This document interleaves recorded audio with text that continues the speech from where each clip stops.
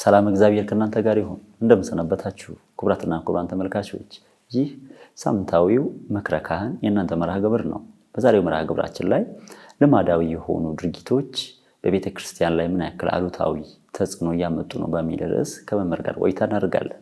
ዋነኛው ጉዳያችን ደግሞ ልማድና ክርስትና ይሆናል።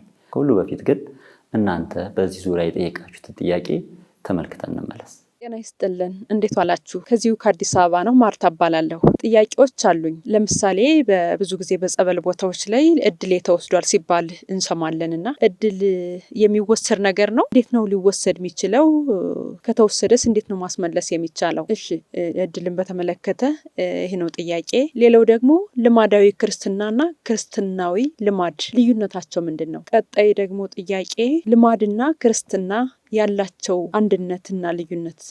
በመጨረሻው ጥያቄ በተለያየ መልኩ ወደ ቤተ ክርስቲያን የሚመጡ ሰዎች አሉ። ለመጀመሪያ ጊዜ ዓላማው ሊለያይ ይችላል እና በሚመጡበት ጊዜ ምን አይነት ጥንቃቄ ነው ማድረግ ያለባቸው? ስርዓተ ቤተ ክርስቲያን የሚባለውን ከመጠበቅ አኳያ ምን ይጠበቅባቸዋል? ለቤተ ክርስቲያን አልመጣንም በሚል በኬርለስነት ሌላ ቦታ እንደተገኙ አይነት ስሜት የሚሰማቸው ግለሰቦች ይታያሉና እስኪ ምንድን ነው ማድረግ ያለባቸው ለመጀመሪያ ጊዜ ወደ ቤተ ክርስቲያን የሚመጡ ሰዎች? እሺ፣ አመሰግናለሁ ለምትመልሱልኝ ምላሽ።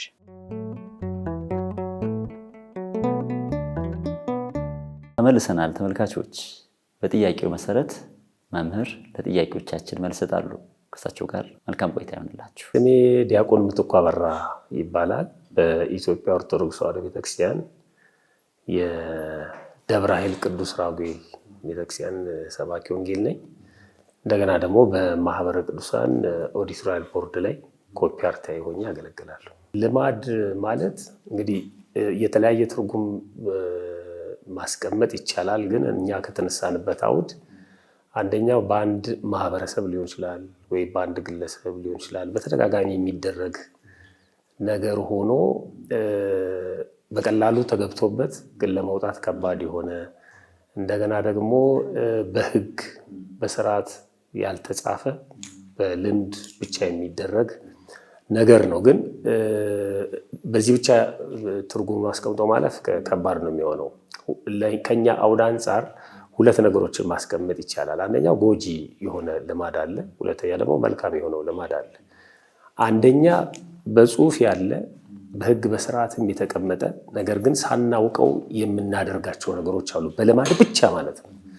ለምሳሌ አጋጥሞ ከሆነ አሁን በቤተክርስቲያናችን ማማተብ እጅግ በጣም ጥልቅ የሆነ ምስጢር ያለው ነገር ነው። ነገረ ክርስቶስን ነገረ መስቀሉን የምናስብበት፣ ከአጋንንት ቁራኝነት ነፃ የምንወጣበት፣ ከተለያዩ ነገሮች የምንጠበቅበት ነው። ግን አጋጥሞ ያውቃል? ከሆስፒታል ከትምህርት ቤት ስንወጣ እንሳለማለን። ለለመድን ቤተክርስቲያን ቆይቶ እጃችን ወዲያውኑ የሆነ በር ወጥቶ ዞር እንዳለን እናማትባልና እንደነግጣለን እና ልምድ አድርገናል ማለት ነው። አየህ፣ ከልባችን ሳይሆን የምናደርገው ያን ነገር አስበንበት ሳይሆን በቃ ልምድ ነው ማለት ነው። እና እኔ እኮ ለምዶብኝ ነው ይላል አንዳንድ ሰው። ስለዚህ ያልተጻፈ ብቻ ሳይሆን የተጻፈውንም በልምድ ብቻ የምናደርገው ነገር አለ። ደግሞ ሰው ሲያደርገው ብቻ አይተነው ለምን እንዴት ብለን ሳንጠይቅ ዝም ብለን የምናደርገው ነገር አለ እና ትልቁ ግን እኛ መጽሐፉ ላይ ያተኮርነው ልማድ ስንል ሳናውቀው ሰዎች ሲያደርጉት ብቻ እያየን የምናደርገውና እንደ ሕግ እንደ ስርዓት አድርገን የያዝነው ነገር አንዳንዴም ደግሞ ሮንግ ሊሆን ይችላል እና እሱ ላይ ነው የምናተኩረው። ስለዚህ ጎጂ ልማድ አለ፣ መልካም ደግሞ ልማድ አለ። ጎጂ የሆኑትን ልማዶች መልካም ከሆኑት ልማዶች የመለየትና ከክርስትና ጋር ተጣብቀው የክርስትናውን ሕግና ስርዓት አጥልሽተውት በልማድ ብቻ እንዳንጓዝ ለማድረግ ጥረት ያደረግንበት መጽሐፍ ነው።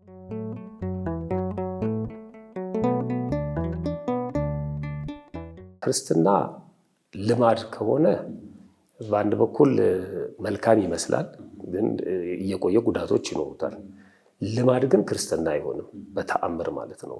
የኛ ክርስትና ልማድ አይደለም። ክርስትናን ግን ልማድ ልናደርገው እንችላለን። ለምሳሌ እንደ ካልቸር አሁን አንድ ሰው እንደምን አደርክ ሲባል ኢትዮጵያ ውስጥ እግዚአብሔር ይመስገን ነው የሚለው። ይሄ ከክርስትናው የተወሰደ ነው። ሌሎቹ ጋር ስትሄድ ግን ጉድ ሞርኒንግ ይላል። ጉድ ሞርኒንግ ነው፣ መልካም ጠዋት ነው የሚለው። ክርስትናው ያመጣው ነገር ነው ማለት ነው። የእንግዳ መቀበል ስርዓታችንን ካልቸሩ ይዞት የሄደው ባህሉ ይዞት የሄደው ከመጽሐፍ ቅዱስ የተወሰደ ነው ማለት ነው። ክርስትናውን ልማድ አድርገ ነው ማለት ህይወት አድርገ ነው ስንኖረው እንደ ኑሮ እንደ ማህበራዊ ህይወት መገለጫ ስናደርገው ባለባበሳችን ሊሆን ይችላል፣ በአነጋገራችን፣ በሰላምታችን፣ በዓል በማክበርም ስንጠቀምበት ችግር የለውም። ክርስትና ልማድ ስናደርገው ልማድ ግን ኢኔሴንስ ይሄ የማይረባ ነገር ሳይሆን በህይወታችን የምንተረጉመው የምንተገብረው ነገር ሲሆን የተለማመድነው ነገር ሲሆን ጥሩ ነው። በነገራችን ላይ ልማድ ቅድም እንዳልኩት ሙሉ ለሙሉ የሚጠላ አይደለም። ለምሳሌ አንድ ሰው ክፍል ውስጥ ይማራል። አንድ ተማሪ ከተማረ በኋላ ደግሞ ወደ ስራ ከመሰማራቱ በፊት የመስክ ልምምድ ያደርጋል አይደል? ሙያን የምታገኘው በልምምድ ነው። ልምድ ያለው ሲባል አሁን እውቀት ብቻ ሳይሆን የስራ ልምድ ያለው ማለት ነው። ስለዚህ ክርስትናም ልምድ ይፈልጋል። ወደ ቤተክርስቲያን መሄድ መለማመድን፣ መጾም መለማመድን፣ መስገድ መለማመድን፣ መመጽወት መለማመድን አይታል። አንዳንድ እናቶች ህፃን ልጅ ይዘው ይመጡና ብር ጠቅልለው እዛ ውስጥ ክተት ይሉታል። ሙዳየ ምጽዋት ውስጥ እየተለማመደ ነው እሱ አሁን ይሄንን እያደረገ ያለው እንጂ ከራሱ ሰርቶ ለፍቶ እየከተተ አይደለም። እና ክርስትናን እየተለማመደ ነው መሄድ አግባብ ነው። ግን ልማድ ግን በጭራሽ ክርስትና ሊሆን አይችልም። የአንድ ህብረተሰብ ካልቸር ባህል፣ የአንድ ህብረተሰብ ልማድ በጭራሽ ክርስትና ውስጥ ሊመጣ አይችልም። እንደውም ከዛ አላቆት ነው ክርስትናው የሚያመጣውና ሁለቱን መቀላቀል በጣም ከባድ ነው። ለይቶ ማየት ያስፈልጋል። ስለዚህ ልማድን ክርስትና ማድረግ አይቻልም። ክርስትናን ግን ልማድ ብናደርገው በራሱ ችግር የለው። አንድ የንስሐ አባት ስርዓተ ቤተክርስቲያንን ቢያውቅ ወይም ቢያነብ ምን ጥቅም ያገኛል የሚለውን ከመለሰን እሱን መለሰን ማለት ነው። ስርዓተ ቤተክርስቲያን ስለሆነ የንስሐ ልጆቹን እንዴት ነው ትሪት ማድረግ ያለበት? ንስሐ ሲገቡ ቅዱስ ሥጋውና ክቡር ደሙን ሲቀበሉ፣ ወደ ጋብቻ ሲሄዱ፣ ወደ ቤተክርስቲያን ሲመጡ እንዴት ነው? አሁን ለምሳሌ አንድ እረኛ መንጋዎቹን ወደ አንድ የመሰማሪያ ቦታ ወደ መስክ ሊሆን ይችላል፣ ውሃ ወደሚጠጡበት ቦታ ዝም ብሎ ነድቷቸው የራሱን ስራ አይሰራም። በእረኝነት ታሪክ ከሆነ ሲመገቡ ያያል እና የትኛው ነው ቶሎ ቶሎ የሚመገበው? የትኛው ነው መመገብ ያቃተው? አንዳንዱ ላይመገብ ይችላል። ስለዚህ ጠጋ ብሎ እያንዳንዱን ትሪት ያደርጋል ማለት ነው። እና አውደ ምሕረት ላይ የምናስተምራቸው ትምህርቶች አንዳንድ ጊዜ በሆነ አጋጣሚ ሰው ተሰብስቦ ዓመታዊ በዓል ሲከበር ሊሆን ይችላል፣ ሰንበት ትምህርት ቤት የምናስተምራቸው ትምህርቶች ሁሉንም እኩል አድሬስ ላይ ያደርግ ይችላል። እያንዳንዱን ምዕመን ተጠግተን ስናናዘዘው ስናናገረው ብዙ ነገሮችን እናገኛለን። ከዛ አንጻር ለሱ ድጋፍ ያደርጋል። ሁለተኛ ምዕመናን ይዘዋቸው በአብዛኛው ይዘዋቸው የሚመጡት ጥያቄዎች ስለሆኑ የተመለሱት። ስለዚህ ይሄ ካህን ከምዕመናን ምንድን ነው የሚነሳው?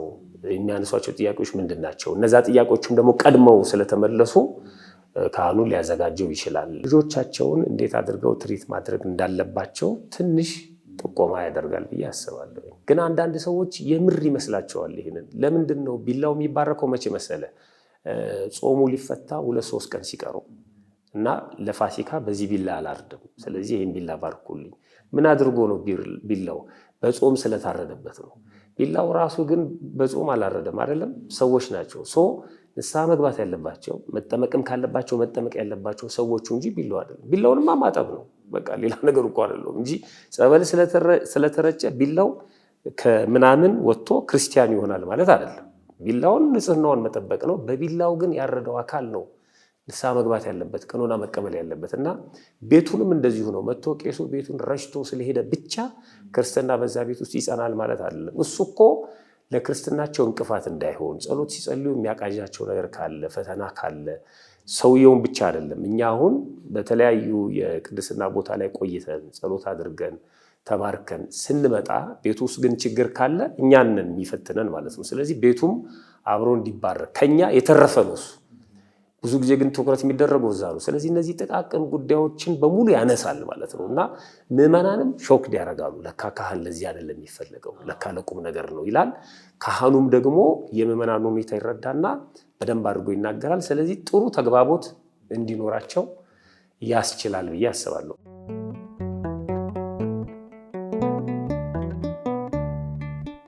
የሚገርም ነው። ይህንን ሰው ቆም አድርገህ ብትጠይቀው የተወሰደብህ ዕድል ምን አይነት ነው ብትለው የሚነግረን ነገር እርግጠኛ ነኝ በጣም ማይነር የሆነ ነገር ነው። ምናልባት ወይ ትዳር ሊሆን ይችላል፣ እንዳላገባ ተደርጌያለሁ፣ ወይ ስራ እንዳልሰራ ተደርጌያለሁ፣ ወይ ደግሞ ገንዘብ አይበረክትልኝም። እነዚህ ከሰማይ በታች ያሉ ነገሮች ናቸው በአብዛኛው የሚነገሩት ማለት ነው። ዕድል ማለት የቃሉ ፍቺ ራሱ የተሰጠ የሚታደል ነው እና በቤተክርስቲያን ሲተረጎም ሰጪው እግዚአብሔር ነው፣ ተቀባዩ የሰው ልጅ ነው። ስለዚህ ለሰው ልጅ የተሰጠው ነገር ምንድን ነው? አንደኛ ሰው መሆን፣ በራሳችን ሰው መሆናችን። ይኸው አይነ ስውርም እንሁን አንካሳም እንሁን ምንም እንሁን ለእግዚአብሔር ይሄ ማተር አያደርግም። ትልቁ ነገር ሰው መሆናችን ነው። በቃ ግማሽ ሰው የለም፣ 1/4ኛ ሰው የለም። እኛ ነን ጆሮ አይሰማም አይኑ አይ ምናምን የምንለው እንጂ ለእግዚአብሔር እንደሱ አይደለም። ስለዚህ አንድ ሰው አይኑ ስለጠፋ እኔ እድሌ ምናምን ማለት የለም። ሰው መሆኑ ብቻ የተሰጠው እድል ነው። አንድ ሁለተኛ ክርስትና ነው። በክርስትና አድሎ የለም። አንድ ሰው መጥቶ የሥላሴ ልጅነት ሲቀበል ነጭ ሲሆን የተለየ ጸሎት ተደርጎለት አይደለም። አፍሪካዊ ሲሆን የተለየ ጸሎት ተደርጎለት አይደለም። ሴት ሲሆን የተለየ ተደርጎለት አይደለም። ወይ ደግሞ ሊቅም ቢሆን ምሁርም ቢሆን ልጅነት ባይቀበል መጽሐፍትን መርምሮ ብዙ ሰው አውቆ ተረድቶ ማለት ነው መጥቶ ልጠመቅ ቢል ፕሮፌሰርም ቢሆን የተለየ ጸሎት አይደረግለትም። ልጅነት አንድ አይነት ነው። ስለዚህ እሱ ነው እድል በክርስትና ሰው መሆናችን፣ ክርስቲያን መሆናችን። ከዛ በኋላ ሌላው ነገር ግን እንደ ስራችን፣ እንደምንኖርበት የአየር ሁኔታ፣ እንደ ትምህርታችን፣ እንደ ምናምናችን ዓለም የምትሰጠን ነገር ነው። እሱ እድል ልንለው አንችልም። እሱ ማለት ነው እድሌ ተወስዶብኛል የምንለው ሰውነታችን ሲነጠቅ አይደል? ሰውነታችንን ስናጣው እና ክርስትናችን ሲወሰድ የዛ ጊዜ ነው። መጽሐፍ ላይ ታስታውስ ከሆነ ማርያምስ የማይቀሟትን መልካሙን እድል መርጣለች። የማይቀማ እድል ምንድን ነው? ሰው መሆን። ማንም ሰው አይቀማህም። ይሄንን አየው። እንደገና ጨፍልቆ ሊሰራ የሚችል ማንም የለም። ሁለተኛ ክርስቲያን መሆን። ማንም ሰው አይቀማንም። ክርስትናችንን፣ ህይወታችንን፣ ነፍሳችንን ከስጋችን ለመለየት ምክንያት ሊሆን ይችላል።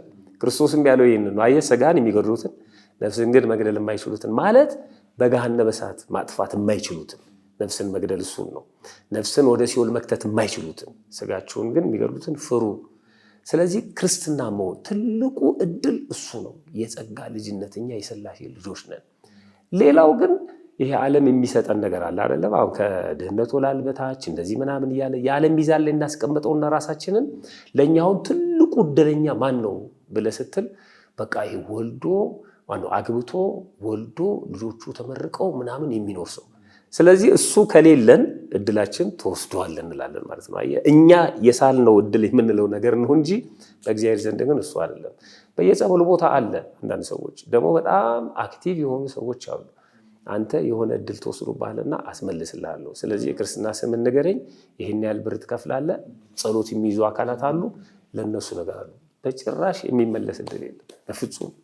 ፎርጅድ የሆነ አርቲፊሻል የሆነ ነገር ሊመጣለን ይችላል። ለምሳሌ አንድ ሰው ሳይማር አርቲፊሻል ዲግሪ ሊያሰራ ይችላል እኮ አይደለም?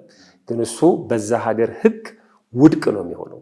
እና እግዚአብሔር ያልሰጠንን ዝም ብለን ከሆነ ቦታ ላይ በምትሃት እንዳገኘነው ልንቆጥረው እንችላለን፣ ግን ውድቅ ነው የሚሆነው። ስለዚህ የሚነጠቅ እድል በክርስትና ሕይወት በፍጹም የለም፣ ሰጪው እግዚአብሔር እስከሆነ ድረስ ማለት ነው። መጨረሻ እንደውም ይሄ የባለመክሊቶቹ ታሪክ ላይ ስንሄድ ለአንዱ 1 ሰጠው፣ ለአንዱ 2 ሰጠው፣ ለአንዱ 5 ሰጠው ይልና መጨረሻ ላይ ከባለ ሁለቱ ማነው ከባለ አንዱ ንጠቁትና ለባለ 5ቱ ስጡት ይላል አይደል? ይቺ የመጨረሻ የምትነጠቀው ምንድነች በትርጓሜ ሲባል ሃይማኖት ናት። ገብተዋል? አንድ ያለው ሁሉም ሃይማኖት ነው። በዛ ሃይማኖቱ ተጠቅሞ ነው የሚያተርፈው። ባተረፈ ቁጥር እየተሸለመ ይሄዳል ማለት ነው። በሃይማኖቱ ተጠቅሞ በትዳሩ ሊያተርፍ ይችላል። በሃይማኖቱ ተጠቅሞ በምንኩስና ሊያተርፍ ይችላል። በሃይማኖቱ ተጠቅሞ በዲቁናው፣ በቅስናው፣ በስብከት ወንጌሉ ሊያተርፍ ይችላል። ግን መጨረሻ ላይ ግን የሰውየው ንግግር በጣም ክፉ ስለነበረ ነው እና ንጠቁት ሲል ሃይማኖቱን ነው። ምክንያቱም ከነ ሃይማኖቱ ገሃነመ እሳት መግባት አይችልም። ከነ ሃይማኖቱ ሲኦል መውረድ አይችልም። ያቺ ያለውን አንዷን ሃይማኖቱን ንጠቁት። ስለዚህ ሰው መደንገጥ ያለብን ሃይማኖታችንን ስናጣ ነው። ሃይማኖታችን ከኛ ጋር እስከሆነ ድረስ እግዚአብሔር ከኛ ጋር እስከሆነ ድረስ በጭራሽ የተነጠቅነው እድል የምናስመልሰው እድል የለም። ሮንግ ነው ይሄ። አባታችን የሚለውን ጸሎት ሲፈቱት በደላችንን ይቅር በለን፣ ማንም ሰው አይዘለውም፣ እኛም የበደሉንም ይቅር እንል ዘንድ። በደለኛ አለመሆኑን እግዚአብሔር እያወቀለት ያ ቅዱስ ግን በደለኛ ነኝ ብሎ ነው የሚጸልየው። እግዚኦ መሐረነ ክርስቶስ የሚለው ጸሎት የሚመራው አካል ትልቁ የቤተክርስቲያናችን አባትም ቢሆን እግዚኦ ማራቸው ክርስቶስ አይልም። እግዚኦ መሐረነ ክርስቶስ የትህትና ቤት ነች ቤተክርስቲያናችን። በከመ ምሕረትከ ከሚለው እንደ ኃጢአታችን እንደ በደላችን ሳይሆን እንደ ቸርነትህ መጠን ማረን። በቃ እሱ ነው ትልቁ ጸሎት ማለት ነው። እና ከዚህ አንጻር ሃይማኖት ስለያዝን ነው ምልህ እንደ ቸርነት የምንለው። ሃይማኖት ባንይዝ ኖሮ ያችን ጸሎት መጸለይ አንችልም ነበር። ስለዚህ እግዚአብሔር የሚምረን እንደ ስራችን ብቻ ሳይሆን እንደ ቸርነቱ ነው። ያ ሰውዬ ግን ምኑን ያጣው? ሃይማኖት ቀበረው እኮ አለ። አልሰራበትም። በቃ ይኸው ክፉ መሆንን አውቃለሁ፣ ስለዚህ ቀበርኩት። ሃይማኖት ለምን ወሰድከው? መጀመሪያ አለው ልጅነትን የወሰድከው ለምንድን ነው? የእግዚአብሔር ልጅ የተባልከው ለምንድን ነው? የእግዚአብሔር ልጅ የተባልከው የሰይጣን ልጅ ልትሆን ነው?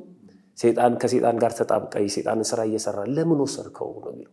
በቃ ካልፈለግከው አምጣው ይለዋል። ያቺ ያለውን ይወስደዋል እንጂ ሃይማኖት ኖሮት በምግባሩ ምክንያት የተጎዳ አይደለም፣ ምንም ስለሌለው ነው። እንደውም እነሱ ደቀ መዛሙርቱም ጠይቀዋል እኮ እምነት ጨምርልን ብለው አይደል? የት አላችሁ ነው ያላችሁ። አየህ ለመጨመር ሲኖር ነው እንዴ። ቢኖር እኮ የሰናፍጭ ቅንጣት ታህል ብትኖር ይህንን ተራራ ከዚህ ወደዛ አለፍ ብትሉት ያልፋል። የት አላችሁና ነው መጨመረው ነው ያለው። ስለዚህ ሃይማኖት በጣም ወሳኝ ነው። እሱ ሲነጠቅ ነው እድሌን አጣሁት ማለት ያለብን።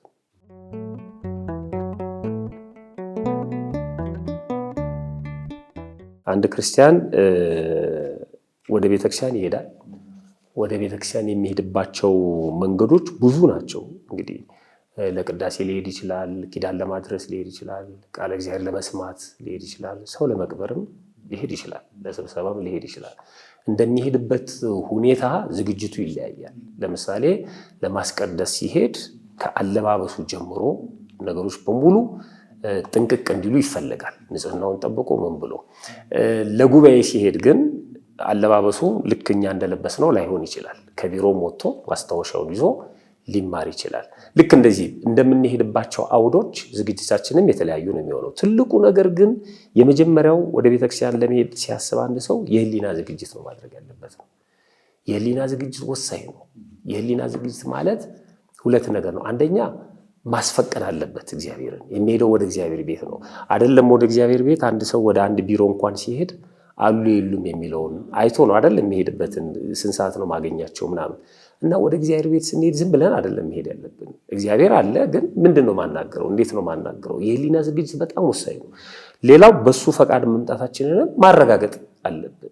ፈጣሪ እባክህን በፊት ቆሜ እንዳስቀድስ እንድጸልይ ፍቀድልኝ። ማስፈቀድም አለብን። አንድ ሰው ሳታስፈቅድ እንዳትመጣ እኮ ይልሃል አይደል? ቤት ዝም ብላ አትሄድም። እና የእግዚአብሔር ፈቃዱን መጠየቅ። ይኸው እኔ ወደ ቤተክርስቲያን በመሄዳችን የምንኩራራው በእግዚአብሔር ፈቃድ ሄድን ስለማይመስለን ነው። በራሳችን ጊዜ፣ በራሳችን ሁኔታ፣ በራሳችን ጉልበት፣ በራሳችን ሀሳብ የምንሄድ ይመስለናል። እዚህ ከምንውል እስቲ ቤተክርስቲያን ሄደን እንደበር ልንል እንችላለን። ወደ ቤተክርስቲያን መሄድ አለብኝ ብለን ወስነን እንመላለሳለን። ነገ ጠዋት የሆነ ነገር ሲፈጠር ሄድኩ ምን አገኘው? ራሳችንን ፈቃጆቹ አየ እግዚአብሔርን አላስገባ ነው እዛ ውስጥ ማለት ነው። እና እሱ የህሊና ዝግጅት በጣም ወሳኝ ነው። ከዛ በኋላ ቀጥሎ የሚመጣው ለምንድን ነው የሚሄደው ወደ ቤተክርስቲያን የሚለው ነገር በጣም ሊሰመርበት ይገባል። እኔ ኢቭን ሰው ለማግኘትም ሊሆን ይችላል እኮ አይደለም፣ ግን ቀጥታ ሰውየውን አግኝተነው ነው ወይ መምጣት ያለብን? ቤተክርስቲያን እንደመሆኑ መጠን ቆመን የምንጸልይበት ቦታ፣ የምንሳለምበት ቦታ አይኖሩም ወይ? እንደውም አንድ የሚባል አባባል አለ። ሰዎች ሰው ለመቅበር ቤተክርስቲያን ይገኙና ግን ቤተክርስቲያን ተገኝተው የሚገርመው አስከሬኑን ነው የሚጠብቁት። አንዳንድ ሰዎች ይገቡና ቤተክርስቲያን አስከሬኑ መጥቷል ነው የሚሉ፣ እጅ እንኳን አይነሱም በተረጋጋ ሁኔታ ማለት ነው። ቤተክርስቲያን በአጋጣሚ ነው የመጡት፣ ግን በአጋጣሚ ነው የመጣኸውና እኔ ልትሳለመኝ ወይም ሰላም ልትለኝ አይገባም አይልም እግዚአብሔር። ብቻ በየትኛውም መንገድና ያለፈው ዘመን ይበቃል የሚለው እግዚአብሔር። እና መጥተው ግን አይሳለሙም። እና እነዚህ ሰዎች ቆመው አስከሬኑ አልመጣም ብሎ ይጠይቁ፣ አልመጣም። ቢጠብቁ አልመጣም አስከሬኑ። ፋይናሊ ምን አሉ? አንተ የሰውዬ እኮ በህይወትም እያለ ቀጠሮ አያከብርም ነበር። የሞተ ሰው ማማት እና መውቀስ ጀመሩ ማለት ነው። ከዛ ልክ ይህን ሲናገሩ አስከሬኑ ብቅ ሲል እድሜው ረጅም ነው ያውኑ ይባስ እንደሚባለው ማለት ነው። እድሜው ረጅም ነው። አየህ ሰውዬው ኦልሬዲ ሞቷል። ግን ልምድ ነው ይሄ የምንናገረው። አንዳንድ ሰዎችም በሆዳቸው ውስጥ ይገሉና አንተ ስትመጣ እድሜው ረጅም ነው ይሉሃል። እና መሳለም አሁን ለቀብር የመጣ ነው ይሁን፣ ግን በዛ ሰዓት ተረጋግተን እንዴት አንሳለም? ለምንድን ነው የሚሄደው የሚለውን ነገር ማሰብ። ከዛ በኋላ የምንቆምበትን ቦታ፣ ጉባኤ ሲሆን የምንቀመጥበትን፣ ቅዳሴ ሲሆን ቆመን የምናስቀድስበትን፣ ጸሎትም ሲሆን እንደዚህና ለጸሎት ነው የሚመጣው ይሄ ሰው ካለን ለጸሎት ሲመጣ የቤተክርስቲያናችን የጸሎት ጊዜያቶች የተለያዩ ናቸው። አንደኛው ሌሊት የሚደረጉ የጸሎት ስርዓቶች አሉ። ማህሌቱ ጀምሮ ሰዓታቱ፣ ኪዳኑ፣ ቅዳሴው። ሁለተኛው ደግሞ ጠዋት ላይ የሚደረጉ ደግሞ አሉ። ሶስተኛው ከሰዓት በኋላ ደግሞ የሚፈጸሙ አሉና እንደ ሰውየው ጊዜ ነው። ለምሳሌ ሰውዬ ለኪዳን ከሆነ የሚመጣው ማልዶ ኪዳን አድርሶ ቅዳሴ ላይ ግን ወደ ስራ መሄድ ከፈለገ ሌላ ሰው በማይረብሽበት መልኩ ወጥቶ መሄድ ይችላል። ለጸሎት ደግሞ የሚሄድ ከሆነ ቅዳሴ ሳይሆን የራሱን የግል ጸሎት የሚጸልይ ከሆነ የሚጸልይበትን መጽሐፍ ይይዛል፣ የሚለብሰውን ነጠላ ይይዛል፣ የሚቆምበትን ቦታ ሌሎች ሰዎች ሳይረብሽ ማለት ነው። አንዳንድ ሰዎች በሩን አንቀው ቆመው የሚጸልዩ ሰዎች አሉ፣ ጮክ ብሎ የሚጸልዩ ሰዎች አሉ፣ ቅዳሴ ላይ የሚጸልዩ ሰዎች አሉ። እነዚህን ቼክ ማድረግ ያስፈልጋል ማለት ነው። ዝም ብሎ ለመሳለምና ጸልዬ ለመምጣት ነው ካለ ደግሞ መጀመሪያ የሚገባበትን በር ማወቅ አለበት። የውስጡ ቤተ መቅደስ ይዘጋና ግቢው ክፍት ነው 24 ሰዓት ያው ለጸጥታ ካልሆነ በስተቀር ቤተክርስቲያን ይሄ የጸሎት ጊዜ ነው፣ ይሄ ደግሞ የፈውስ ቀን ነው ያለች አትለጥፍም። እንደ ፕሮቴስቱ ዓለም ማለት ነው። ማንም ሰው መጥቶ መጸለይ ይችላል። መጥቶ ግን ሌላ ሰው በማይረብሽ ሁኔታ ቆሞ ጸሎቱን አድርጎ ቢሄድ ከጸለየ በኋላ ደግሞ አረፍ ቢል ትንሽ ማለት ነው የተናገራቸውን ነገሮች እያስታወሰ ልቡንም ማሳረፎ ቢሄድ። ከባዱ ነገር ለጸሎት የሚሄድ ሰው ሁልጊዜ የምናገረው እኔ አሁን ከሰፈር ተነስተን እንሄዳለን፣ በግሩፕ መሄድ ደስ ይለኛል። ስንሄድ አብረን እንሂድ ችግር የለውም። ቤተክርስቲያን ግን ብንለያይ ጥሩ ነው የምለው። ምክንያቱም በግሩፕ ይሄዳሉ፣ ይሳለማሉ፣ ቁጭ ብለው ወሬያቸውን ነው የሚያወሩት። ወሬ አውርተው እንደገናም ሲመጡ እያወሩ ነው የሚሄዱት እና የጸሎት ቤት ናት ስንል በግላችን የምንጸልይባት፣ በማህበር ደግሞ የምንጸልይባት። የማህበር ጸሎት ሲሆን ከማህበሩ ጸሎት ጋር የምንሳተፍበት ሁኔታ ማመቻቸት፣ የግል ጸሎት ሲሆን ደግሞ የማህበር ጸሎቱን ሳንረብሽ ለብቻችን የምንጸልይበት ሁኔታ ማመቻቸትና ማሰብ ይጠበቅብናል። ጸሎቱን የግል ጸሎቱን ወይ ከቅዳሴው በፊት ወይ ደግሞ ከቅዳሴው በኋላ ማድረግ አለበት ማለት ነው። አንዳንድ ሰዎች ቅዳሴ ከተቀደሰ በኋላ ጸሎት አይደረግም ይለዋል። ልማድ ነው ይሄ። ቅዳሴ ከተቀደሰ በኋላ በዛው መቅደስ ውስጥ ሌላ ቅዳሴ አይደረግም የሚለውን ወስደው ነው። አየህ፣ ጸሎት ግን ሊደረግ ይችላል። አሁን እኮ ቅዳሴው አበቃ፣ አሜን ተባለ። ያው ወደ ምሕረት ጉባኤ እዛው ሲቀጥል እኮ ጸሎት ይደረጋል አይደለም? ታምረ ማርያም ይነበባል፣ ጸሎት ይደረጋል። ከዛ በኋላም ደግሞ የከሰዓት ጉባኤም ካለ እንደዚሁ ጸሎት ይደረጋል። እና አይደረግም የሚለው ግን በአንድ መንበር ላይ ሁለት ቅዳሴ አይደረግም ነው። እኔ ወጥቼ ዳይቴን ብደግም ቅዳሴ ካበቃ በኋላ ወጥቼ የቀረኝን ጸሎት ብጸልይ በራሱ ችግር የለውም። ግን ከቅዳሴው ጋር አብሮ እንዳይሄድ ማድረግ በጣም ወሳኝ ነው።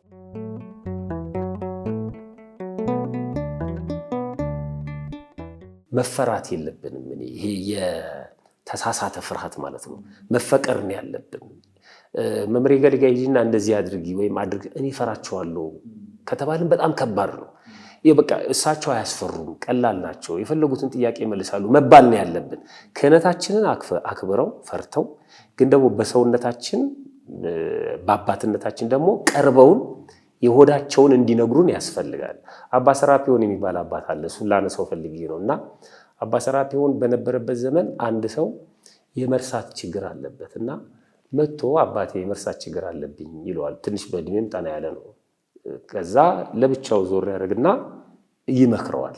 እዛ ላይ አልተጻፈም ምክሩ፣ ቢጻፍ እድለኞች ነበርን። ግን በቃ መከረውና በደንብ አስረድቶት ተሰነባብተው ሄዱ እና ወደ ቤቱ ሄዶ ይሄ ሰው አንድ እግሩ ቤቱን ዘልቆ እንደገባ አንድ እግሩ ገና ውጪ እንዳለ አባ ሰራፒዮን የመከረው ምክር ጠፋበት፣ ተረሳውና በጣም ቢሞክር እምቢ አለው። ተመልሶ ሄደ። እየተሳቀቀ ነው የሄደው። ተመልሶ ሄደና ረሳሁት እኮ አለው። ምን ችግር አለ አለና ነገረው። አሁንም ረሳው። እንዲህ እያደረገ ይላል መጽሐፉን ስታነበው ብዙ ጊዜ መከረው። አንድ ቀን ግን እኔ ከዚህ በኋላ አልሄድም አለ ሰውየው። ለምን አባቴን ስራ ማስፈታው ምን ይለኛል? እኔ እየረሳውኝ ሄጄ እንደገና እየመከረኝ አልሄድም አለና ጠፋሱ። አባ ሰራፒዮን አንድ ቀን በዓል ለማክበር ሽማግሌው ባለበት አጥቢያ ተገኘ። ለበዓል ነው የተገኘው፣ ለክብረ በዓል ሲገኝ ሽማግሌውን አገኘው። እንዴት ነህ? ደህና ነህ? እግዚአብሔር ይመስገን። ያ ፈቃድ እንዴት ነው? ያ ፈተና ጠፋልህ አለው። ይህ አባቴ ምን ይጠፋል? እንኳን እሱ ሊጠፋ የመከርከኝ ምክር በሙሉ እኔ አሁን ትዝ አይለኝም አለው። እና ታዲያ ለምን ዝም አልክ? ለምንድን ነው ያልመጣኸው አለው። ጨነቀኝ፣ በጣም ፈራው። እንዴት ዝም ብዬ አስቸግረዋለሁ ብዬ ና በላለው እና ቤተ መቅደስ ቤተ ክርስቲያን ይዞት ገባና እነዛን ሻማዎች አምጣልኝ አለው። ብዙ ሻማ አመጣለት። ከዛ አንድ ሻማ ለኮሰና እዛ ጋር አስቀምጥ መቅረዙ ላይ አለው። ለኩሶ አስቀመጠ። በሊሄን ሻማ ከዛ ከለኮስከው ሻማ ላይ ለኩሳ አምጣ አለው። አመጣ። አሁንም ለኩሳ አምጣ አለው። አመጣ። ብዙ ሻማዎችን ከዛ ከአንዱ ሻማ ላይ ለኩሳ አመጣ። መጀመሪያ የበራው ሻማ የቱ ነው አለው። ያኛው ነው። እነዚህ በሙሉ ከዛ ነው የተለኮሱት። ያ የሻማ ብርሃን እነዚህ ስለተለኮሱበት ቀንሷል አለው። አልቀነሰም አለ። እኔ አባ ሰራፒዮን አይደለም አንተ የገዳሙ ማህበረሰብ በሙሉ እየመጣ ቢጠይቀኝ ከኔ የሚከፈል ምን አለ? ከኔ የሚወሰድ ምንም የለም። ስለዚህ እኔ አካል ያየ ጆሮዬ፣ እጄ፣ እግሬ አይደለም የሚቆረጠው። ምንም የሚጎል የለም። ዝም ብለህ ነው እኮ የቀረኸው አለና በደንብ መከረው ይላል። ከዛ ስለ ሁለቱ ፍቅር ስለ አባ ሰራፒዮን ፍቅር ብሎ እግዚአብሔር ያንን በሽታ ከነጭራሹ አጠፋለት ይላል። አየው እኛ የበለጠ ምዕመናን ትሪት ለማድረግ በደከምን ቁጥር የሚረዳን እግዚአብሔር ነው የሚሆነው ማለት ነው። እና እኔ የካህናትና የምዕመናን ግንኙነትን ከሚያሻክሩት ነገሮች አንዱ አላስፈላጊ ፍርሃት ነው። እፈራዋለሁ ካለ አንድ ሰው ራስን መጠየቅ አለብህ በጣም። እና ልክ አሁን ቤት ውስጥ ልጆቻችን አይደል የሚፈሩን ፍርሃት አለ። ያ ፍርሃት እንመርምረውና የአክብሮት ፍርሃት ከሆነ ጥሩ ነው። እግዚአብሔርን ፍራው ይላል አይደለም? መጀመሪያ እግዚአብሔርን መፍራት ነው። እንደ ሰይጣን አይደለም የምንፈራው፣ እያፈቀሩ ነው። ስለዚህ በካህናትና በልጆቻችን መካከል ያለው ግንኙነት የአክብሮት ፍርሃት እንዲሆን ዝቅ አድርገን፣ ክህነቱ ቦርደር አለው፣ ግን ደግሞ እንደ አባትነት ተጠግተን ምንም ጥያቄ ሳንንቅ እየተቀበልን ትሪት ብናደርጋቸው ጥሩ ነው ብዬ አስባለሁ። በዛሬው መርሃ ግብራችን ብዙ በጎ ነገር እንደተማራችሁ ተስፋ እናደርጋለን። ሳምንት ደግሞ ቀጣዩን ክፍልና የተለየ ርዕሰ ጉዳይ ይዘን እንመለሳለን። እስከዛ ድረስ ሰላም እግዚአብሔር ከሁላችን ጋር ይሁን። ቸርን ሰንብት።